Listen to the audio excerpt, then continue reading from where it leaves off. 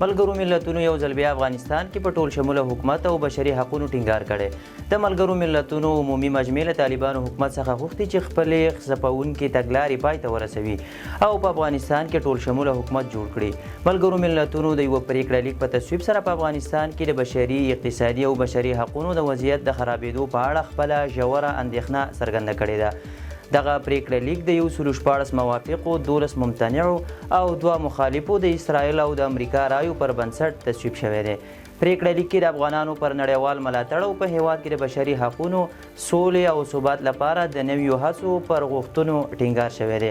په غونډه کې د امریکا استازي جاناتان ویلي امریکا لا هم د طالبانو حکومت پر حسن نیت بې باوره ده او تر هغې چې د افغانستان وضعیت ښه شوی نه وي له طالبانو سره تعامل نشي کولی.